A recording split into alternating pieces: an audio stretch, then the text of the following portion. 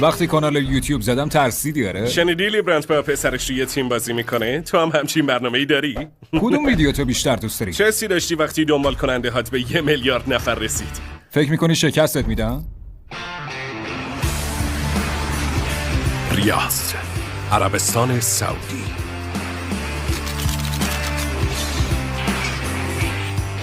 با هم رو راست باش وقتی من کانال زدم ترسیدی؟ یکم. ولی جدا سورپرایز شدم با خودم، گفتم یه 20 میلیونی تو ماه اول ساب بگیری دیگه. بعد وقتی 60 میلیون گرفتی با خودم گفتم یا خدا، قبل تو رکورد بیشترین ساب تو یه ماه 20 میلیون بوده که اونم دست خودمون بود. بنابراین 60 میلیون ساب واقعا خفنه. خودت چقدر طول کشید تا به 60 میلیون برسی؟ فکر کنم یه 13 سالی. 13 سال؟ آره، البته اون موقع اوضاع فرق فکر میکنی می‌کرد. شکستت میدن؟ راستش رو بگو. نوچ. احتمالش هست؟ نوچ. نه راستشو بخوای. آخه بستگی داره چه ویدیویی بسازی. اگه مثلا بقیه فوتبالیستا رو هم بیاری یا با هم ریاکتای باحال بگیرید احتمالاً جواب باشه. اگه بیاد دستت مطمئناً میتونی کانتنت خفنی بسازی. این رکوردو میذارم واسه خودت بمونه. خیلی دنبال شکستنش نیستم.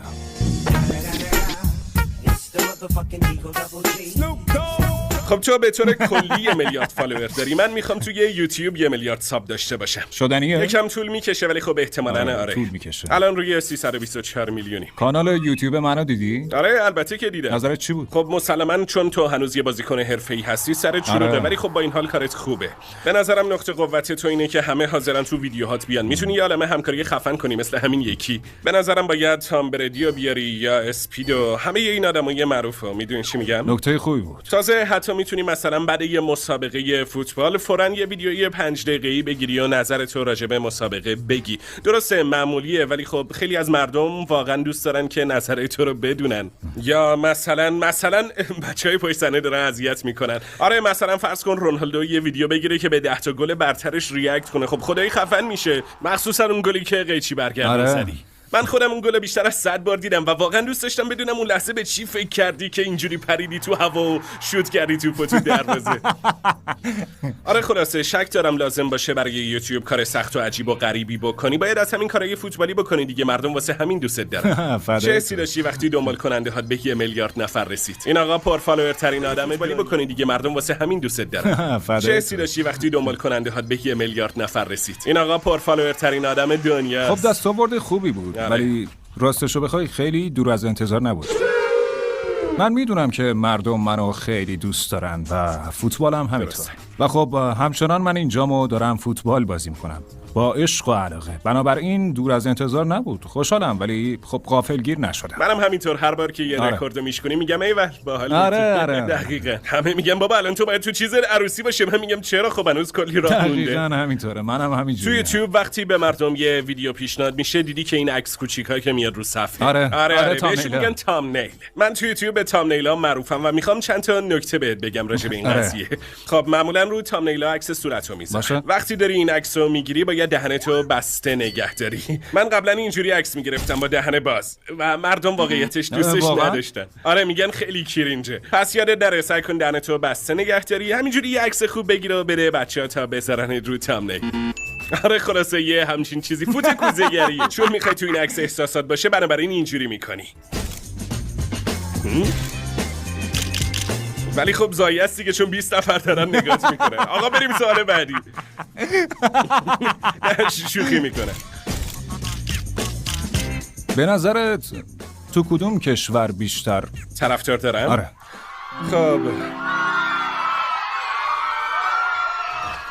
خب وقتی که ما میریم آمریکای جنوبی اوضاع واقعا قاراش میشه. پس آمریکای جنوبی. آره مثلا یه بار رفته بودیم کشور شیلی، بعد توی یه هتل بودیم و طرفدارا کل هتل رو دوره کرده بودن و در همه اتاقا رو میزدن. مطمئنم تو هم از این تجربه داشتی. خلاصه مجبور شدیم از اون هتل بریم چون جامون لو رفته بود و تمام لابی هتل شده بود پر از طرفدارای من. اینجور اتفاقا معمولا تو آمریکای جنوبی میفته. توی یه کشور خودمون مردم انگار یه خورده کول‌ترن با این قضیه. ولی وقتی قضیه بین‌المللی میشه انگار کلا میریم توی لول دیگه. بیشتر فکر کنم به خاطر اینه که خب آدمای معروف زیادی به آمریکای جنوبی سر نمیزنن. بنابراین وقتی یه نفر میره خیلی اتفاق بزرگ و مهمیه. گفتی اهل کجایی؟ کارولینای شمالی، یه شهر کوچیک به اسم گرینفیلد. جای باحالیه. آره آره راستش خب میدونی که من توی استادیوم زندگی میکنم، یه استادیوی بزرگ دارم که همونجا کار میکنیم و همونجا زندگی میکنم من. فقط یه بدی داره وقتی مجبوری با پرواز عادی اینور اونور بری اوضاع خراب میشه. خراب میشه آره اصلا نگم من که خیلی وقت سوار پرواز عادی نشدم نمیدونم. آره من حاضرم پول بدم که رونالدو رو تو اون وضعیت ببینم. دوست دارم ببینم وقتی مردم ریختن تصور کن چیکار میکنه. یه دونه از این عینک‌ها بزنی و از واکنش مردم فیلم خیلی بگیری. خفن میشه. آره ویدیوش خوراک یوتیوبه. آره دقیقاً فرض کن با این ریبن‌ها که فیلم برداری میکنن بره توی پرواز عادی. تصور کن چه تعداد عکس بخوان اصلا کلا پرواز کنسل. آره فرض کن همینجوری 2 ساعت اونجا وایسادم تا بلیطمو چک کنن و آره قشنگ پرواز کنسل میشه. مسلما رونالدو خیلی از من معروف تره. وقتی من پرواز عادی میگیرم مردم همینطور میرن و میان میشه عکس بگیریم. حالا فرض کن رونالدو بره یه پرواز عادی هواپیما کلا میشه آتلیه عکاسی. آره خلاصه وضعیت خوبی نمیشه. الان 39 سالمه. خب یه چند ماه بیشتر. اوکی دیگه بگو 40 سال. آره باید بگم مردن چیزی نمونده خیلی پیر شدی. خب چه حسی داری؟ آره بنده تا 100 سالگی عمر میکنم. میگم که در جریان باشی. خب راستش تو فوتبال معمولا مردم انقدر نمیمونن. معمولا توی 33 یا 34 سالگی بازنشست میشن. آره درسته تو مثل لبران جیمزی تو فوتبال.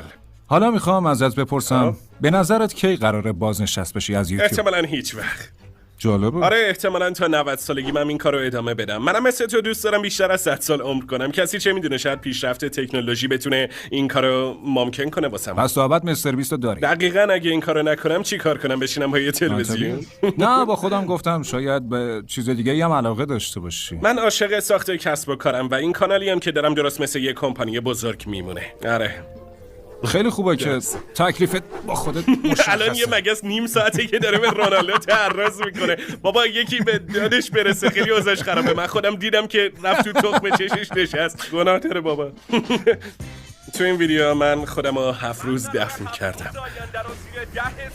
آره واقعا این کارو آره کردی؟ این تابوت همه. بعدش هم یه چند صد کیلویی خاک ریختن روم و بعدش هم من یه هفته تو همون وضعیت موندم. الان تو این صحنه من زیر خاکم. رونالدو تازه داره میفهمه یوتیوبر بودن یعنی چی. و واقعی هم بود ما کل ویدیو رو تایم لپس گرفتیم. چه حالی داشتی؟ افتضاح بود. یه هفته نمیتونستم تکون بخورم. یه پشم تو تابوت من گیر افتاده بود. تو یه هفته از جا تکون نخوردی؟ آره کل یه هفته رو دراز کشیده بودم. بعد از یه هفته وضعیتم اینجوری بود. اینجا اومدن بیارنم بیرون. یعنی تمام مدت دراز کشیده بودم. آره اینجاش جایی بود که اینجا دکتر اومد بالای سرم که مطمئن شه یه وقت خونم لخته نشده باشه و دچار سکته قلبی نشم. از درون به همت ریخت داره؟ سخت بود؟ معلومه وضعیت افتضاحی بود. تابوته از جنس چوب بود و منم کمرم درد گرفته بود. خیلی وضع از کمر دردم داشت؟ تازه 7 روزو هم تو سلول انفرادی گذروندم بدون پنجره، بدون ارتباط، بدون اینکه حتی بدونم ساعت چنده. واقعا بدون هیچ. داداش احیانا دیوونه ای چیزی نیستی؟ آره خدایی سخت بود. تایلر دیگه چی کار کردیم؟ 7 روز تو جزیره متروکه بود. خدایی بد بود. 7 روز زیر زمین. 7 روز رو دریا بودیم. 7 روز 7 روز تو سلول انفرادی. آره 7 روز تو شهر متروکه، شهر زیرزمینی. کلا انگار طرفدارام دوست دارن ببینن من عذاب میکشم. من عذاب میکشم و اونا خوششون میاد. واه. آره شهر عجیبیه. آره این چند تا از کارهایی بود که کردم. سخت‌ترین کاری که کردی چی بود؟ همین آخری؟ نه تایلر سخت‌ترینش کدوم بود؟ احتمالاً انفرادی. آره انفرادی. برای اون ویدیو خیلی اذیت انفرادی شدی. کدومش بیا بود؟ بهت نشون میدم. 7 روز باش که ارتباط نداشت. نمیدونه ساعت چنده نه هیچ چیز دیگه. بدون گوشی و اینا؟ آره حتی هیچ. وای فای هم نداشت. ولی کجا آخه؟ تو یه اتاق سفید بی الان بهت پنجره. نشون میدم. وضع عجیبی بود. کی ویدیو رو آپلود کردیم؟ 2022 بود.